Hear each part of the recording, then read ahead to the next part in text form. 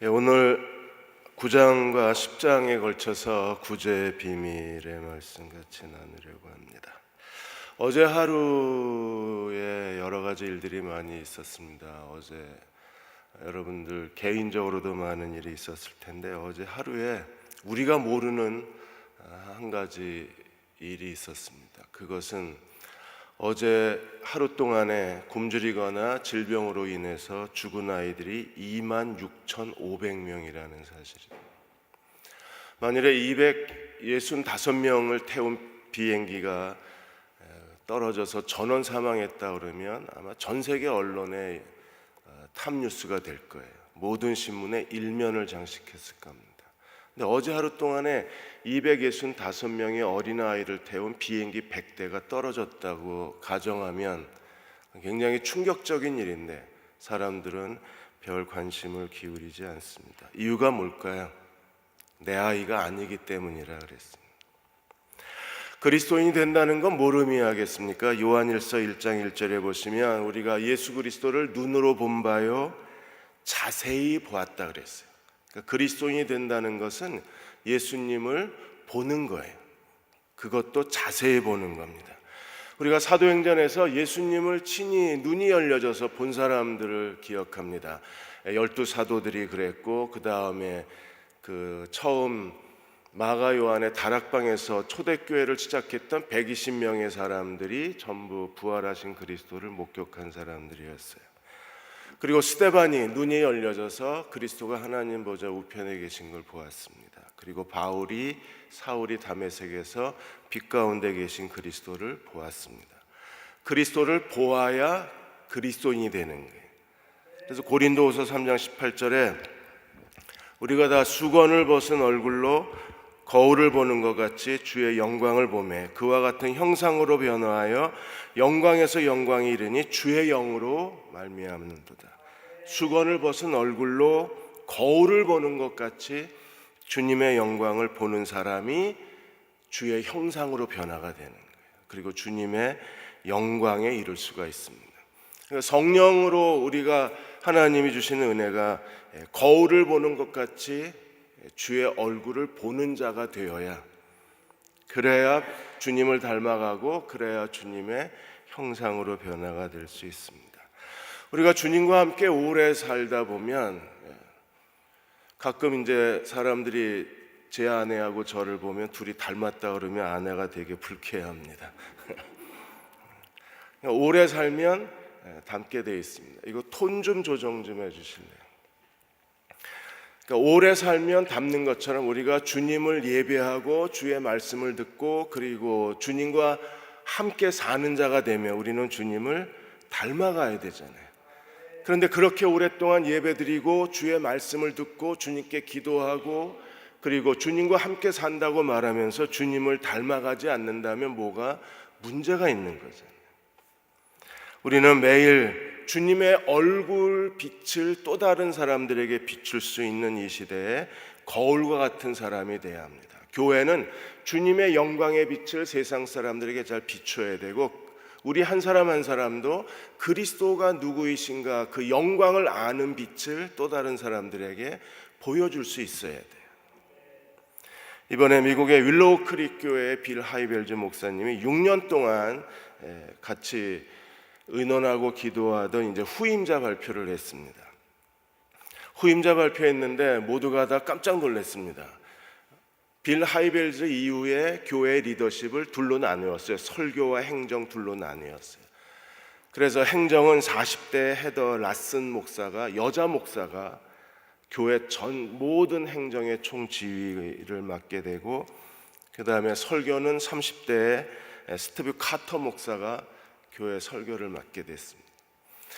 윌로우 크릭 교회는요 예배자만 25,000명이 모이는 교회입니다.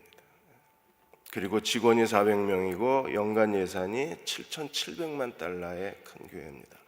빌 하이벨즈와 그리고 윌로우 크릭 교회 교우들의 이런 결정에 대해서 미국의 기독교 언론들은 이건 역사적 사건이라 그랬어요. 저희도 작년에 이런 일을 의논을 했습니다. 만일에 대흥 침례교회가 작년에 이랬으면 우리가 세계의 선두주자가 될 건데 기회를 잃어버렸습니다.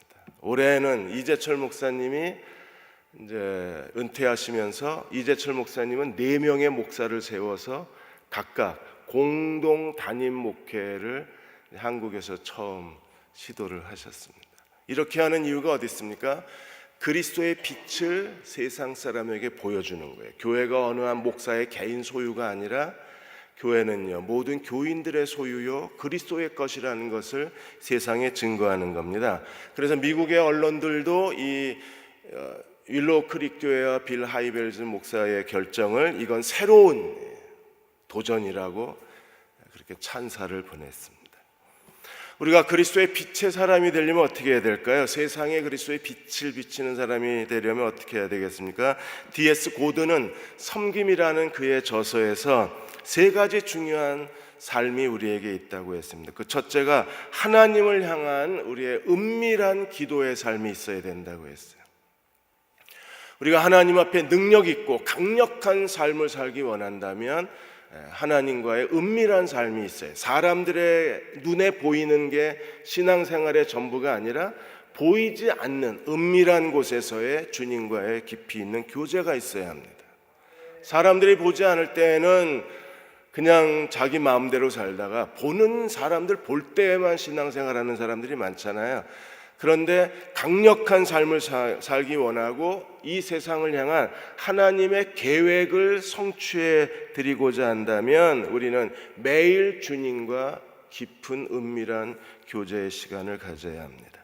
두 번째는 자신을 향해서 공개적인 순결한 삶을 살아야 돼요. 하나님을 향해서는 은밀한 기도의 삶을 살아야 된다고 하면 자기 자신을 향해서는 공개적인 순결한 삶이어야 합니다. 공개적인 순결한 삶이 무엇입니까? 내 안에 누가 살아있는가를 사람들에게 증거하는 거예요.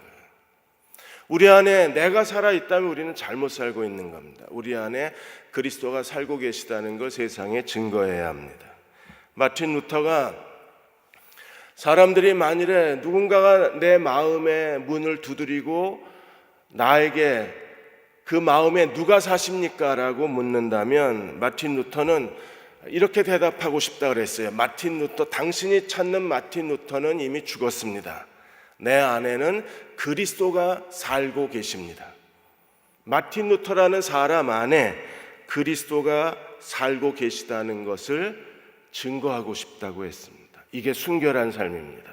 세 번째는요, 세상을 향해서 적극적인 섬김의 삶을 살아야 합니다.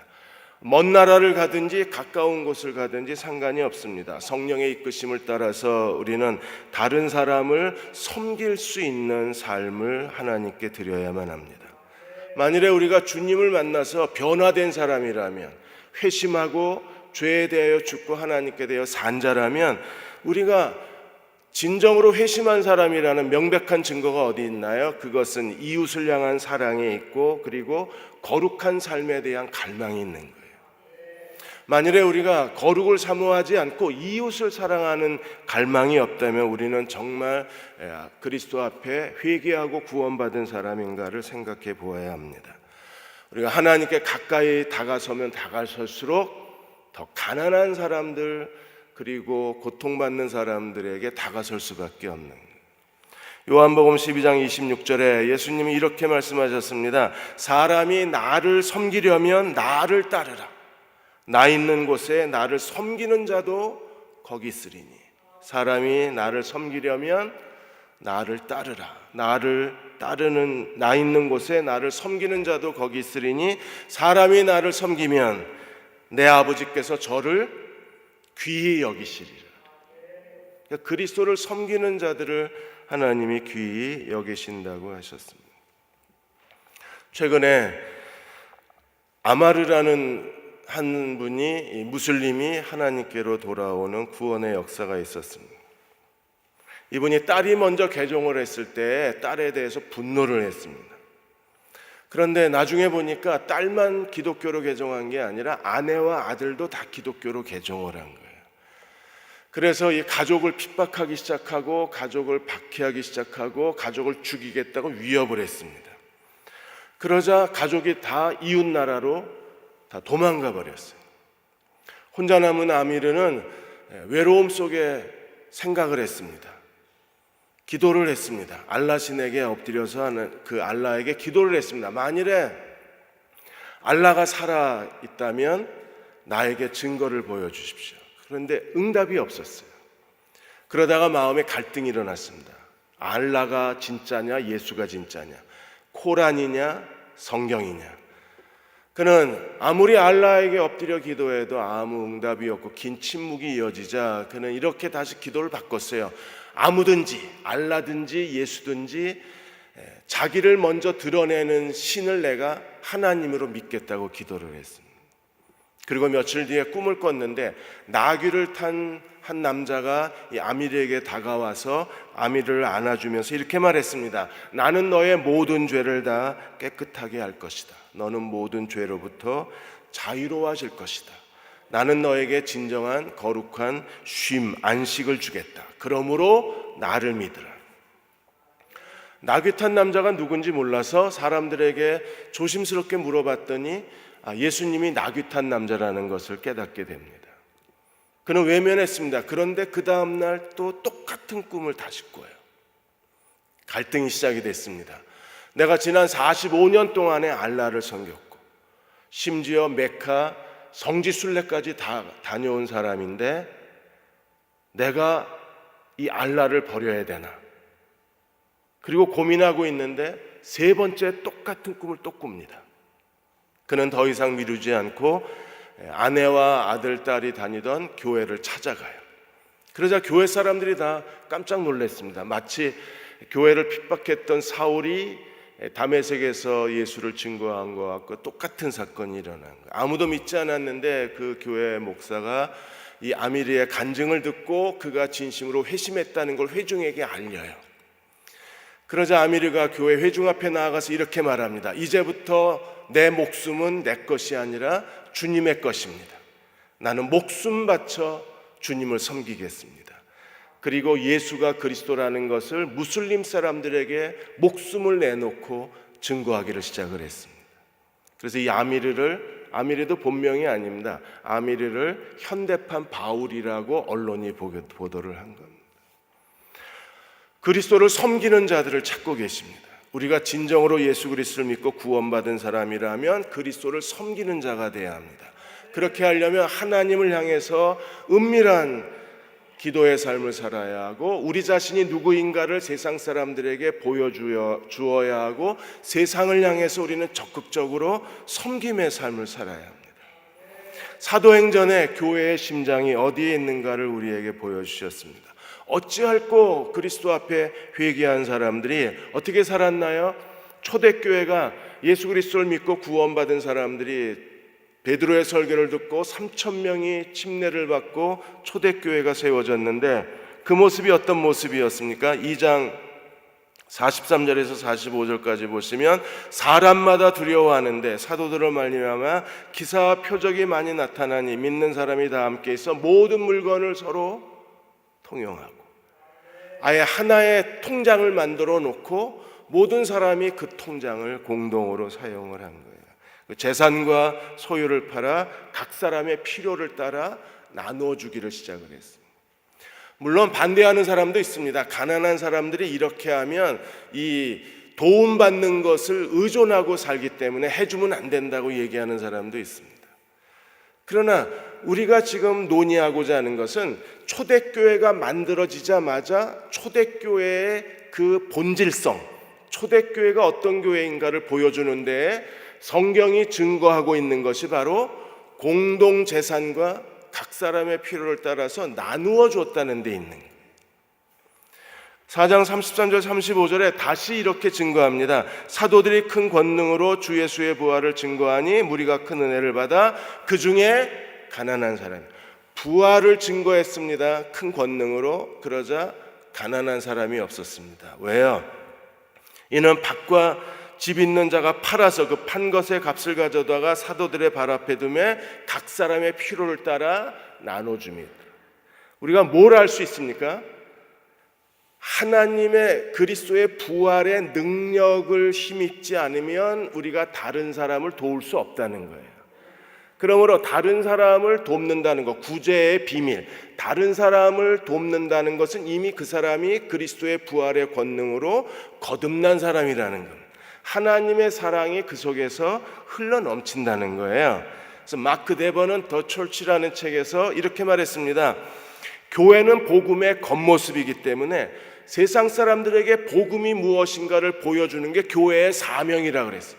복음의 그 교리, 복음의 그 사랑, 복음의 그 능력을 보여주는 게 교회라는 겁니다. 교회를 창조하신 분은 하나님이십니다. 교회의 본질성이 무엇인가를 성경에서 가르치고 있습니다. 교회는요, 사람들에게 하나님의 복음의 본질이 무엇인가를 세상 사람들에게 보여주도록 부르심을 받은 사람이라면 우리는 그리스도의 빛이 드러나야 돼요. 근데 초대교회는 그 그리스도의 부활의 빛, 영광의 빛이 어디로 드러났습니까? 가난한 사람들에게 그들의 사랑을 나누어 주는 데에서 그리스도의 빛이 드러난 거예요. 초대교회가 이렇게 복음의 능력, 그리스도의 부활, 복음의 능력, 너희가 십자가에 못 박혀 죽인 예수를 하나님이 다시 살리셨다, 그리고 부활의 능력의 공동체가 세워졌는데 그게 바로 가난한 사람이 하나도 없는 공동체입니다. 그럼 이방인 선교를 전개해 가는 데는 어떤 일이 일어났을까요? 이방인 선교를 펼쳐가는 데 있어서도 여전히 구제가 비밀입니다. 하나님은 어떤 사람들을 택하셨어요? 선행과 구제가 많은 사람들을 택하셔서 복음의 문을 열어놓으셨어요. 왜요? 그게 복음의 본질이기 때문에. 복음의 능력으로 가난한 자가 없는 공동체가 세워졌습니다. 그리고 이방인 선교는요, 선행과 구제가 많은 사람을 통해서 복음의 문을 여신 거예요. 그러니까 복음이 있는 곳에 선행이 있고 선행이 있는 곳에 복음이 있는 겁니다. 이게 교회의 본질성이라는 거예요. 교회의 심장입니다. 이 심장이 살아있어야 교회가 살아있는 거예요. 9장 31절에 온 유대와 갈릴리아와 사마리아 교회가 평안해졌어요. 그러자 베드로가 어떻게 했습니까? 32절에 베드로가 사방으로 두루다니다가 루따에 갔어요. 루따, 요빠, 가이사라는 전부 서부 해안 지역입니다. 그래서 예루살렘 갈릴리 바다 왼쪽에 그 바닷가가, 지중해 바닷가가 있었는데 그 맨 아래가 루따고 그 위 한 16km 정도 위로 올라가면 뭐 여기서 저 아래쪽에 갑자기 뭐 당진이 있으면 당진에서 올라와서 인천까지 올라가는 그 길이에요. 루따, 요빠, 가이사라가 같은 서해안 지역입니다. 그러니까 베드로가 이 서해안 지역에서 사역을 하는데 베드로의 징검다리가 전부 하나님의 자비예요. 관대함입니다. 제일 먼저 32절에 루따에 갔을 때 어떤 일이 일어나요? 33절에 보시면 애니아라는 사람을 만났는데 이 사람이 중풍병으로 침상에 무려 8년을 누워 있었습니다. 여러분, 중풍병으로 8년을 누워 있으면 그 고통이 얼마나 심하겠어요? 저희 아버님도 뇌출혈이 일어나서 한쪽 다리를 절뚝거리시면서 거의 한 7, 8년을 사셨던 것 같아요. 정말 힘들어 보이셨고 어떤 때는 이상한 소리가 나서 한밤중에 깨어서 가만히 들어보면 거실에서 아버지가 혼자 나와서 우셨어요. 그러니까 자기 팔다리를 쥐어뜯으면서 우시더라고요. 그러니까 저도 울면서 기도를 참 많이 했던 기억이 납니다. 그러니까 애니아라는 사람이 8년 동안 중풍병을 앓았다는 것은 정말 고통스러운 일이었을 거예요. 거기에 베드로가 어떻게 했어요? 하나님의 자비를 베풉니다. 그래서 34절에 베드로가 이르되 애니아야, 예수 그리스도께서 너를 낫게 하시니 일어나 내 자리를 정돈하라. 너를 낫게 하시니 일어나라. 그리고 내 자리를 들어 정돈하라. 그러자 애니아가 그 자리에서 일어나요. 8년 동안의 그의 삶의 그 무기력과 무능과 비참함에서 하나님이 자비를 베푸신 거예요. 이 일을 보고 35절에 루따와 샤론에 있는 사람들이 다 하나님께로 돌아오는 구원의 역사가 일어나. 이게 첫 번째 사람입니다. 두 번째 사람은 누군가요? 도르가입니다. 36절에서 43절까지 요빠의 다비다를 헬라어로 번역하면 도르가예요. 도르가는 무슨 뜻입니까? 가젤 영양. 그렇게 그녀는 정말 섬세하고 아름답고 모든 사람들이 소중히 여기는 사람이었어요. 그 다비다는 어떤 사람입니까? 36절에 보시면 그 이름을 번역하면 도르가라, 선행과 구제하는 일이 심히 많았어요. 병들어 죽음에 시체를 뉘어놓고 사람들이 16km, 17km에 떨어져 있는데 지금 그 룻다에 베드로가 있다는 사실을 알고 룻다에 사람을 보내어서 베드로를 오라고 간청을 합니다. 그래서 39절에 베드로가 일어나 그들과 함께 가서 이르매 다락방에 올라가니 모든 과부가 베드로 곁에 서서 울며 도르가가 그들과 함께 있었을 때에 지어준 속옷과 겉옷을 다 내어 보였어요. 그러니까 도르가는 어떤 사람입니까? 선행과 구제하는 일이 심히 많은 사람입니다. 그래 어떤 일이 벌어졌나요? 40절에 베드로가 사람을 다 내보내고 마치 예수님이 죽은 야이로의 딸을 고쳤을 때 그 장면이 그대로 재현이 돼요. 예수님도 베드로, 야고보, 요한 외에는 다 내보냈었잖아요. 그리고 이제 야이로의 딸을 고치셨는데 베드로도 사람들을 다 내보내고 어떻게 했어요? 시체를 향해서 뭐라 그랬습니까? 다비다야 일어나라 하자 그가 눈을 떠 베드로를 보고 일어나 앉았어요. 주님께서 야이로의 딸을 보고서는 뭐라 그랬습니까? 탈리타 쿰 그러셨어요. 그러면 여기서 아마 베드로는 다비다 쿰이라고 말했을 걸로 사람들이 상상을 하는 겁니다. 다비다야 일어나라고 하자 부활의 능력이 나타나서 다비다가 일어나요. 42절에 온 요파 사람들이 알고 많은 사람들이 주님을 믿었습니다. 중풍병자 8년 중풍병자가 치유되면서 많은 사람들이 주님께로 돌아오고 그리고 이번에는 다비다가 일어나면서 많은 요파 사람들이 주님께로 돌아와. 이게 두 번째 사건입니다. 세 번째 사건에 이제 사울의 회심과 함께 이방인 선교의 문을 연 사람을 우리가 고넬료, 로마의 백부장인 고넬료가 이제 이방인 선교의 문을 여는데 이 고넬료는 어떤 사람인가요? 여러분 10장 1절에 보시면 가이사라는 정말 아름다운 항구입니다. 헤롯 대제가 이 가이사 황제의 이름을 따서 이 가이사라를 명명하고 이 항구를 개발한 게 헤롯 대제였는데 정말 아름답고 많은 사람들에게 그 유명히 여김을 받는 그런 도시입니다.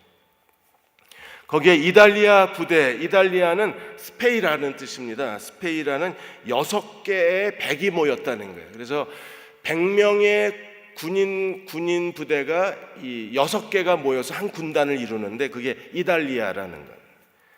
그 6개의 백인 부대 100명의 부대가 있는데 그 6개의 100명의 부대 중에 한 부대를 맡고 있는 사람이 바로 고넬료예요.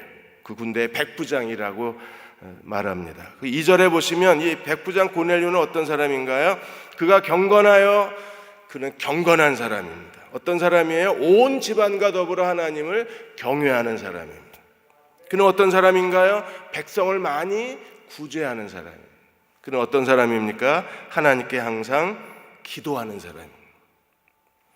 하나님이 이방인 선교의 문을 여시는데 그 문을 여는 사람을 하나님이 택하셨는데 이게 룻다, 요빠, 가이사라로 가는데 룻다에서도 하나님의 자비, 요빠에서도 하나님의 자비, 가이사라에서도 하나님의 자비, 구제로 하나님께서 하나님의 복음의 문을 열고 가고 계신 거예요.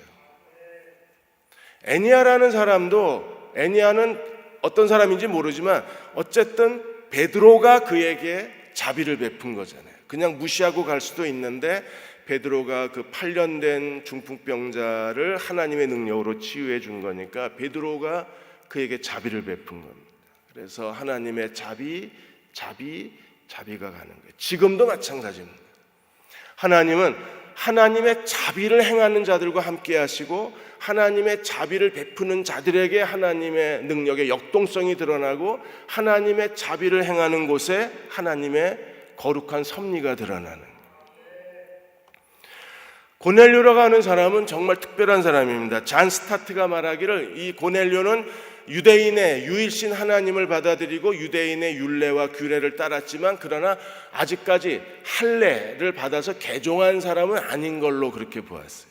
할례는 받지 않았지만 그는 유대인의 하나님을 믿었던 사람입니다. 그래서 하나님을 경외하고 백성을 많이 구제하고 하나님께 항상 기도했던 사람입니다. 여러분, 이 세 가지가 언제나 같이 갑니다. 하나님을 경외하지 않으면 구제할 수 없고 구제하는 사람은 기도하는 사람입니다. 백성은 많이 구제했는데 기도하지 않는다. 그거는 등식이 성립이 안 돼요. 하나님을 경외하지 않는데 많이 구제한다. 그건 위선입니다. 자기 과시예요. 자기가 얼마나 대단한 사람인가를 보여주려고 하는 위선이지, 하나님을 경외하면 구제하게 돼 있고 구제하는 사람은 진실하게 기도하게 돼 있어요. 그래서 4절에 주의 천사가 고넬료에게 나타나서 이렇게 얘기하는 겁니다. 고넬료가 주목하여 보고 두려워하여 이르되 주여 무슨 일이시니까? 천사가 이르되 내 기도와 구제가 하나님 앞에 상달되어 기억하신 바 되었다는 거예요. 하나님이 고넬료의 기도와 고넬료의 구제를 동시에 연락하셨어요. 기도가 있는 곳에 구제가 있고 구제가 있는 곳에 기도가 있는 거예요. 그리고 말씀하시기를 5절에 욥바로 내려가서 시몬 베드로를 데려와라. 욥바에서 가이사라로 가는 데는 한 45km, 50km 정도 돼요. 루따에서 욥바는 한 16, 17km 정도 되고 거기에 사람을 보내어서 베드로를 데려오라. 그리고 베드로가 있는 집을 주의 천사가 마치 내비게이션 찍듯이요 정말 자세하게 얘기를 해줬어요. 6절에 보면 무두장이 시몬의 집에 있고 그 집은 해변에 있다. 이 정도만 있으면 누구라도 찾아갈 수 있잖아요. 그래서 고넬료가 사람을 보내서 베드로를 그의 집에 초대하게 됩니다. 그리고 이방인 선교의 문이 열리는 거예요.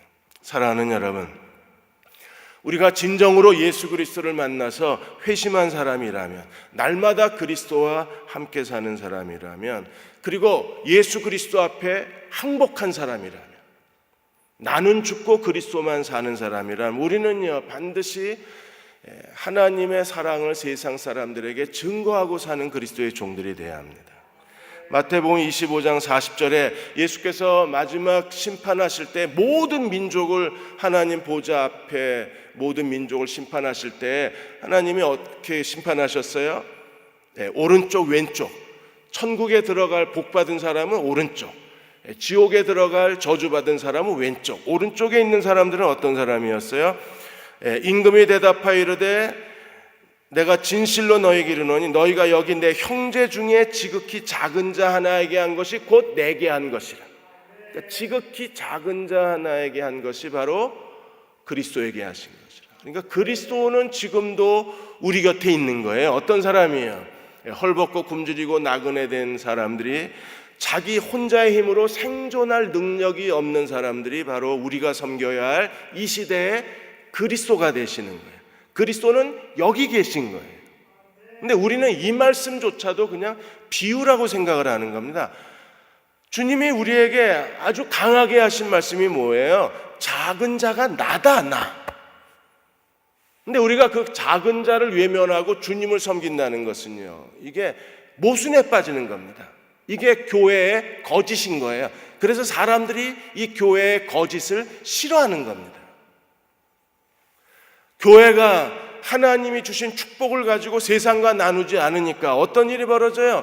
교회 안에 돈 때문에 온갖 일이 일어나는 겁니다. 횡령과 배임과 그냥 담임 목사의 탐욕과, 왜 교회 안에 그렇게 목사와 장로의 갈등이 일어나요? 교회 재산 때문에 그런 거잖아요. 그런 것들이 전부 하나님이 우리에게 준 축복을 제대로 나누지 않고 이게 고인물이 썩듯이 교회가 돈 때문에 온갖 갈등이 교회 안에 일어나는. 갈라디아 2장 10절에 바울과 베드로가 만났습니다. 그리고 복음이 하나라는 걸 서로 인정을 했습니다. 복음의 내용만 하나가 아니라 복음의 실천도 하나예요.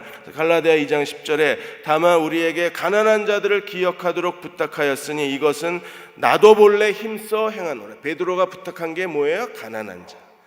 바울이 힘써 행했던 게 뭐예요? 가난한 자. 교회는 뭐 우리 쓸 것도 없는데 그러면 아무것도 못 도와줍니다.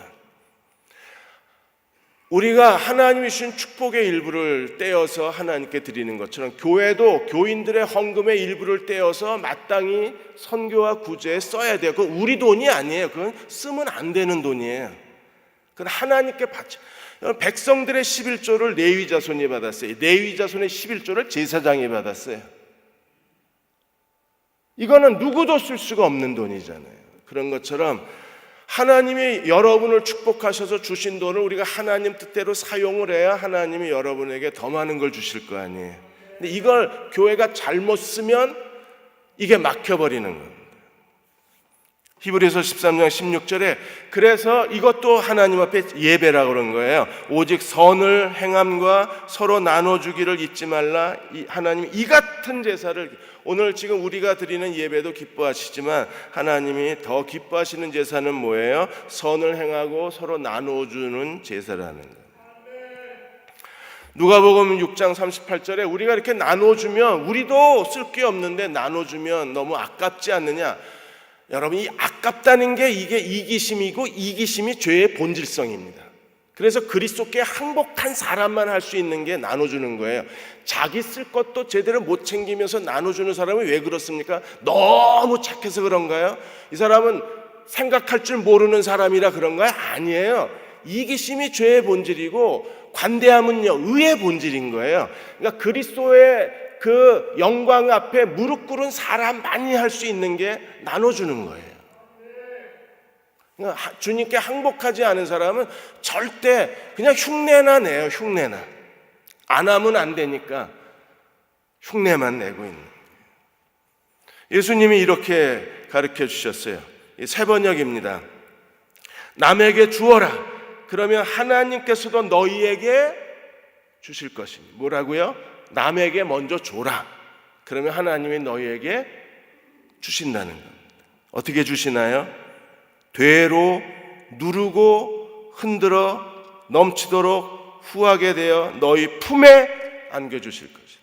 4배입니다. 4배. 이거 계산하고 주는 건 아닙니다. 그냥 하나님이 우리에게 약속하신 게 그거예요. 우리가 다른 사람에게 주면 하나님이 우리에게 주시는데, 누르고 흔들어 넘치도록 후하게 되어 하나님이, 딴 사람이 가져가면 안 되잖아요. 너희 품에 안겨주신다. 그리고 하나님 나라 법칙이 뭐예요? 너희가 되질, 그러니까 내가 주는 그릇만큼 하나님이 너희에게 그 그릇 그대로 주신다는 겁니다. 그러니까 인색하면 받을 게 없는 거예요. 나누어 주면 하나님이 누르고 흔들어 넘치도록 하여 안겨주시는 겁니다. 브라이언 맥클라렌 목사님이 하나님의 숨겨진 메시지라는 책에서, 거기서 워싱턴에서 택시 운전을 하는 아프리카계 미국인 이야기를, 카터라는 분의 이야기를, 그분이 이 브라이언 목사님을 만났을 때 그의 나이가 75세였는데 자기는 하나님 나라 택시 운전사라고 말하는 분입니다. 그래서 택시에 탄 사람을 정말 마음을 다해서 섬겨요. 예수님 탔다고 말하면서. 어느 날 아프리카 말라위에서 온 사람이 탔는데, 같은 아프리카계니까 이 사람이 모든 사랑을 당한 거예요. 이게 말라위의 이 사람이 너무 감동을 받아서 자기 말라위 사람들에게 이 카터 택시 운전사의 소개를 한 거예요. 미국에서는 전부 다 코라잖아요. 그래서 이 말라위 사람들이 택시를 탈 때는, 워싱턴에서 택시 탈 때는 항상 이 카터를 부르는 거예요. 그래서 말라위 사람들하고 친해졌는데, 어느 날 1994년에 이 말라위 사람을 만났는데, 4년 뒤에 이 말라위 사람이 그 말라위 나라의 고위 행정관이었는데, 이 사람이 카터를 자기 나라에 초청을 해요. 그래서 거기서 공식 행사에 참석하고 한 마을에 갔는데 너무 가난한, 너무 지독하게 가난한 마을에 들어가게 된 거예요. 그래서 카터가 거기서 울어요. 그 마을을 보고. 그리고 하나님 앞에 기도합니다. 하나님, 제가 이 마을 사람들의 기쁨이 될 만한 일을 하게 해 주십시오. 제일 먼저 그 앞길이 진흙길이에요. 그러니까 진흙길이니까 애들이 다니는 것도 어렵고 차도 잘 못 다니고, 그래서 자기가 가지고 간 돈을 다 털어서 그 길을 포장을 합니다. 그래서 그 지역에 있는 공무원들한테 광고를 해달라고 그래요. 만일에 와서 일을 해주면 거기에 경비를 주고 이렇게 불도저 같은 거 중장비를 해주면 모든 비용을 다 대겠다. 외국인이 와서 자기들에게 이런 일을 한다 그러니까 그 주변 마을에 있던 사람들이 그러면 내가 돕겠다 그래서 한 2km 깔끔하게 도로가 잘 닦여진 거예요. 그래서 마을 사람들이 너무 기뻐하는 모습을 보고 이 카토가 그 다음에 다시 매년 휴가가 되면 이 말라이를 방문을 하는 거예요. 그 다음에 가서는 두 청년을 만났는데 그 마을에 가니까 시끌벅적한 겁니다. 그래서 왜 그러냐 그랬더니 한 젊은이가 억울하게 돈이 없으니까 한 부자가 이 청년을 도둑으로 몰아서 감옥에 집어넣은 거예요. 이건 하나님의 정의가 아니라고 생각을 해서 카터가 그 사람을 변호해서 기어이 그 청년을 그 누명에서 벗어나게 해줘요. 그리고 나니까 또 한 청년을 만나게 됐는데 이 청년은 당장 치료를 받아야 되는데 도시까지 너무 거리가 머니까 병원에 가서 치료를 못 받고 죽어가고 있는 거예요. 그래서 이 청년을 살려야 되겠다 그래서 한 자가용을 가진 사람을 설득해 가지고 멀리 큰 도시에 가서 이 청년을 병원에 입원을 시킵니다. 그래서 두 번째 방문에서는 이 두 청년하고 시간을 보내고 다시 돌아와야 했었어요. 세 번째 이제 다시 갔을 때에는 그 지역에서 농사법을 개량한다고 그래서 새로 농사법을 배웠는데 심을 씨앗이 없는 겁니다. 그래서 이 카터가 자기가 가져간 돈을 가지고 씨앗을 사줘요. 그리고 아이들이 축구를 하고 마당에서 놀고 있는데 이렇게 지푸라기를 엮어서 하는 걸 보고 그가 큰 도시에 나가서 축구공 26개를 사다가 마을 아이들에게 나눠줍니다. 아이가 축구하는 걸 보니까 유니폼을 입고 싶잖아요. 그랬더니 그 축구공을 나눠주는 모습을 보고 그 동네에 가까운 곳에서 가게하는 한 분이 그러면 유니폼은 내가 사주겠다 그래서 카터하고 그 가게가 서로 돈을 내가지고 아이들에게 전부 축구 유니폼을 사입힙니다. 그랬더니 그 다음 주일날 평균 주일학교에 15명 미만으로 아이들이 모였는데 3년이 지나니까 주일학교의 아이들이 첫 주일날 87명의 아이들이, 동네 아이들은 다 모인 것 같아요. 왜 이런 일이 일어나요? 하나님의 사랑이 증거될 때에 그곳에 하나님의 복음도 증거가 되는 겁니다. 사람들은 자기가 받은 사랑이 궁금한 거예요. 그래서 하나님 나라를 눈으로 보면 사람들이 하나님의 복음을 듣고 싶어하는 마음이 생기는 겁니다. 그래서 브라이언 목사님은 이런 사람들이 하나님 나라의 비밀 요원이다. 왜? 신문에 나지도 않고 TV에 알려지도 않지만 그러나 이런 사람들을 통해서 하나님 나라가 땅끝까지 증거되고 있기 때문에 그 사람들이 하나님 나라의 숨겨진 메시지들이요 하나님 나라의 비밀 요원이라고 그랬습니다. 사랑하는 여러분, 교회도 우리 자신도 지금 내 곁에 있는 사람들에게 하나님의 사랑을 증거해야 합니다. 우리도 이 시대에서 선을 행하고 구제하는 일이 심히 많은 사람이 돼야 돼요. 하나님을 경외하고 백성을 구제하고 항상 기도하는 종들이 돼야 합니다. 그때 하나님이 우리에게 새로운 기회를 허락해 주실 것입니다. 그러한 구제의 비밀을 간직하고 사는 저와 여러분 되시기를 주의 이름으로 축원합니다. 다 일어나셔서 187장입니다. 1절하고 4절 부르시고 우리 기도하고 축도하겠습니다.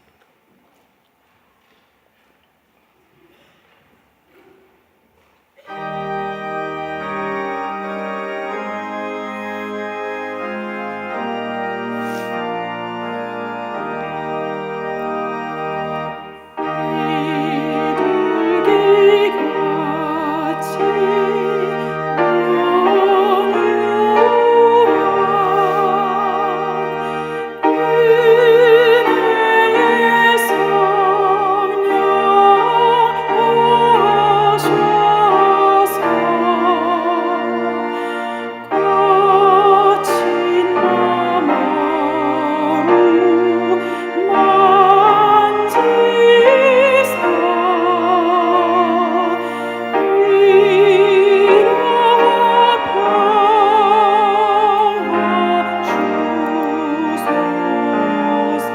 연약한 나를 도우사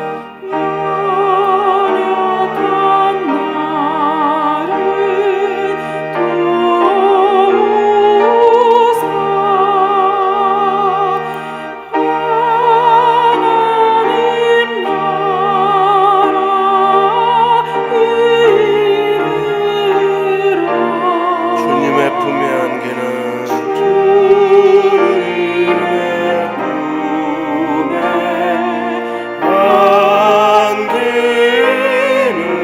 영원한 안식 주소서 영원한 안식 주소서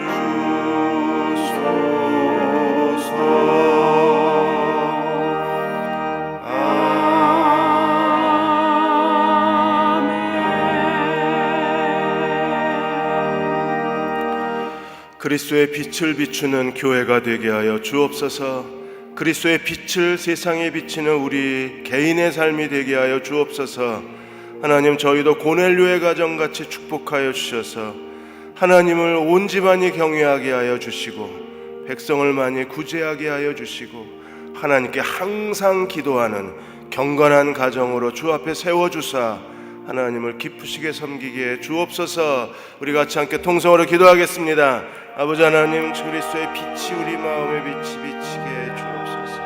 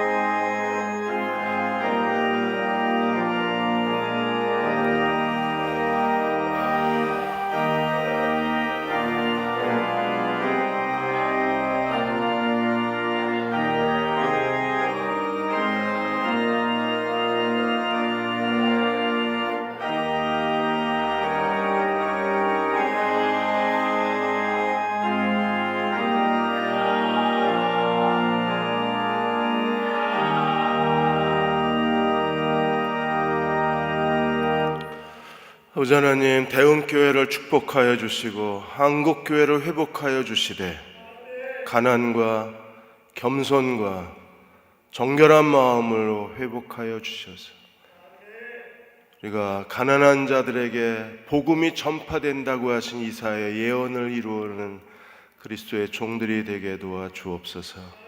하나님, 저희의 마음을 열어주사 하나님 사랑이 물붓듯 부어지게 하여 주셔서 우리가 가진 가장 적은 것을 또 다른 사람들에게 나누고 베풀며 살아갈 수 있는 그리스도의 자비의 사람들 되게 해 주옵소서.